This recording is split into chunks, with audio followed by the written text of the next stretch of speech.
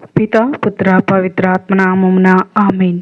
ప్రియ స్నేహితులారా, మీ అందరికీ దేవుని యొక్క ఆశీస్సులను తెలియజేస్తూ ఫిబ్రవరి 27వ తారీఖు శుక్రవారం ఈనాటి దివ్యబలి పూజ పట్టణాల ధ్యానాంశానికి మిమ్మల్ని అందరినీ కూడా ప్రేమతో ఆహ్వానిస్తూ ఉన్నాను.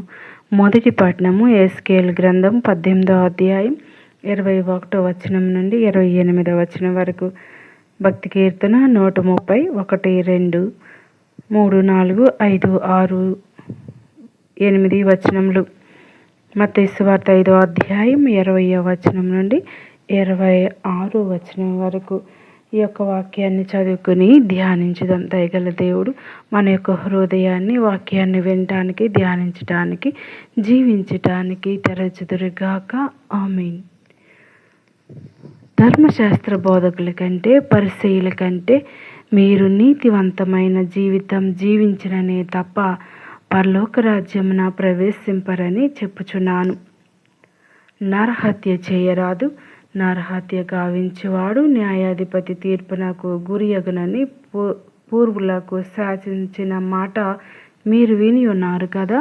నేనిప్పుడు మీతో చెప్పినదేమన్నా, తన సోదరునిపై కోపడువాడు తీర్పునకు గురియగును, తన సోదరుని వ్యర్థుడా అనువాడు నరకాగ్నిలో మ్రగ్గును. కనుక బలిపీఠం సన్నిధికి నీ కానుకను తెచ్చినప్పుడు నీ సోదరునికి నీపై పరస్పరం మనస్పర్ధతో ఉన్నట్లు నీకు స్ఫురించినచో ఆ కానుకను నీ పీఠం చెంతనే వదిలిపెట్టిపోయి నీ సోదరునితో సఖ్యపడి తిరిగి వచ్చి నీ కానుకను చెల్లింపుము. నీపై నీ విరోధి వాద్యం తెచ్చి నిన్ను న్యాయాధిపతి వద్దకు కొనిపోవునప్పుడు మార్గ మధ్యముననే అతనితో సత్వరము సమాధానపడుము. లేనిచో అతడు నిన్ను న్యాయాధిపతికి అప్పగించును, న్యాయాధిపతి నిన్ను చెరవేయించును. నీవు చెల్లింపవలసిన రుణములో కడపటి కాసు చెల్లించు వరకు నీవు చెరసాల్లోనే ఉందువు. ఇది ప్రభు వాక్కు. సర్వేశ్వరునికి వందనములు. ప్రియ స్నేహితులారా, ఈ యొక్క సువార్త పఠనంపై క్షుణ్ణంగా ధ్యానించినట్లయితే బయట న్యాయం కాదు, హృదయ పరిశుద్ధతే నిజమైన నీతి. ప్రియ సహోదరి సహోదరులారా, ఈరోజు మనం పరిశీలించబోయే వాక్యం యేసు ప్రభు చెప్పిన గంభీరమైన బోధనలో ఒక భాగం. ఆయన ఇలా అంటారు, మీ నీతి శాస్త్రుల కంటే పరిసయ్యుల కంటే ఎక్కువగా లేకపోతే మీరు పరలోక రాజ్యంలో ప్రవేశింపరు. ఇది వినగానే మనకు ఒక ప్రశ్న వస్తుంది. శాస్త్రులు పరిసయ్యులు ఎంత కట్టుదిట్టంగా ధర్మాన్ని పాటించేవారు, మరి వారికంటే ఎక్కువ నీతి అంటే ఏమిటి? బాహ్య నీతి, అంతరంగ నీతి.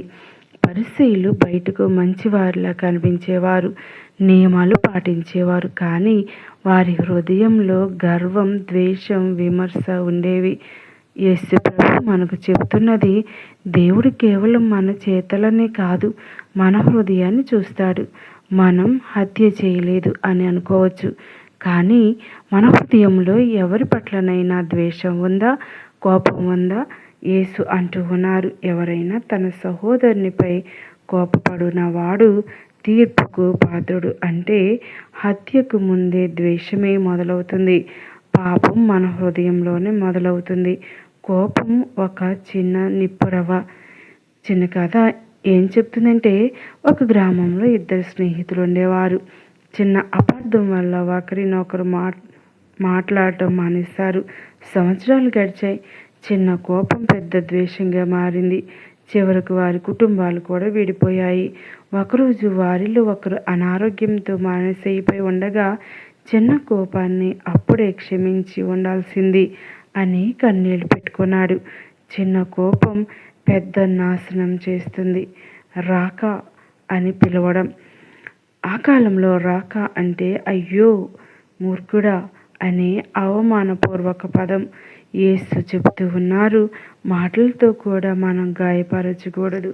మన మాటలు కత్తి లాంటివి. మన ఇంట్లో, పాఠశాలలో, పనిస్థలంలో మన మాటల వల్ల ఎవరైనా బాధపడుతున్నారా? సమాధానమే మొదటి అడగవలసింది. వాక్యంలో మరో ముఖ్యమైన భాగం, నీ బలి పీఠమునకు తీసుకుని వచ్చి నీ సహోదరునితో విభేదం ఉండినట్లు గుర్తిస్తే ముందుగా అతనితో సమాధానపడుము. ఇది ఎంత గొప్ప బోధన!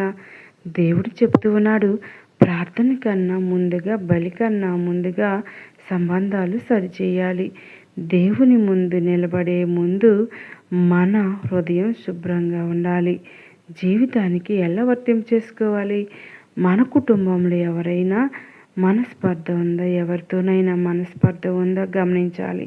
మన స్నేహితులతో మాట్లాడకుండా ఉన్నామా? మన హృదయంలో దాచుకున్న బాధ ఉందా? ఈ వాక్యం మనకు చెబుతుంది, ఈరోజే సమాధానం చేసుకో, ఆలస్యం చేయకు, కోర్టుకు వెళ్ళక ముందే పరిష్కరించుకో. యేసు మరొక ఉదాహరణ ఇస్తూ ఉన్నారు. వివాదం కోర్టుకు వెళ్ళకముందే పరిష్కరించుకో అంటే సమస్యలు పెరగకముందే సర్దుబాటు చేసుకోవాలి. జీవితంలో చాలా సమస్యలు వచ్చినప్పుడు పరిష్కరించవచ్చు, చిన్నప్పుడు పరిష్కరించవచ్చు, కానీ మన గర్వం వాటిని పెద్దవిగా చేస్తుంది. ఈ వాక్యంలో లోతైన సందేశం ఏంటంటే, ఈ వాక్య భాగం మనకు 3 విషయాలు నేర్పుతుంది. నీతి హృదయం నుండి మొదలవుతుంది. కోపం, ద్వేషం కూడా పాపమే. క్షమించడం, సమాధానం చేసుకోవడం దేవుని చిత్తం. ప్రియమైన సహోదరి సహోదరులారా, యేసు ప్రభు మనకు బాహ్య ఆచారాలను కాకుండా అంతరంగ పరిశుద్ధతను కోరుతూ ఉన్నాడు. మనం దేవాలయానికి వెళ్ళవచ్చు, ప్రార్థనలు చేయవచ్చు, ఉపవాసాలు ఉండవచ్చు, కానీ మన హృదయంలో ద్వేషం ఉంటే అది దేవునికి ఇష్టం కాదు. ఈరోజు మనం ఒక నిర్ణయం తీసుకుందాం. కోపాన్ని విడిచిపెడదాం, క్షమించడం నేర్చుకుందాం, ప్రేమతో జీవిద్దాం. అప్పుడు మన నీతి పరిశీలు కంటే గొప్పగా మారుతుంది. అప్పుడు మన హృదయం దేవుని రాజ్యానికి సిద్ధమవుతుంది. ఈరోజు సువార్త పఠనంలో వాక్యాల ద్వారా మనకు నేర్పిన ఈ సత్యానికి కృతజ్ఞతలు చెప్పుకోవాలి. ప్రభువా యేసు, మా హృదయాలను పరిశుద్ధం చేయము. బయటకు మంచివారిలా కనిపించడం కాకుండా లోపల ప్రేమతో నిండిన వారినిగా మమ్మల్ని మార్చుము. మా హృదయంలో ఉన్న కోపం, ద్వేషం, గర్వం తొలగించుము. ఎవరితోనైనా మనస్పర్ధలు ఉంటే ముందుగా సమాధానం చేసుకుని వినయాన్ని మాకు ప్రసాదించు. క్షమించగల హృదయాన్ని ఇవ్వండి. ప్రార్థన కంటే ముందుగా ప్రేమను, బలి కంటే ముందుగా క్షమను ఎంచుకునే జ్ఞానము మాకు అనుగ్రహింపము. నీ రాజ్యానికి యోగ్యులమగుటకు మా జీవితము మార్చండి. యేసు నామమున ఈ యొక్క ప్రార్థన అడిగి వేడుకొంచున్నాము తండ్రి. ఆమేన్. పితా, పుత్ర, పవిత్ర ఆత్మ నామమున ఆమేన్. దేవుడు మిమ్మల్ని దీవించి ఆశీర్వదించుదురుగాక. మన యొక్క జీవితం నూరంతలుగా దేవుని సేవలో వర్ధిల్లునుగాక. దేవుని యొక్క వరాలు మన సంపద అగునుగాక. వాక్యం విన్న ప్రతి ఒక్కరికి దేవుని యొక్క కృప కటాక్షములు నిండుగా మెండుగా కలుగునుగాక. అనారోగ్యంతో ఉన్న వారికి మంచి ఆరోగ్యం కలుగునుగాక. ఇబ్బందులతో ఉన్న వారికి ఉపశమనమును, ఆదరణ దేవుడు దయచేయునుగాక. ఈ తపస్కాలమందు కోపం, ద్వేషం, అసూయను విడనాడి శాంతిని, సమాధానాన్ని వెదజల్లుదురుగాక. ఆమేన్. పితా, పుత్ర, పవిత్ర ఆత్మ నామమున ఆమేన్.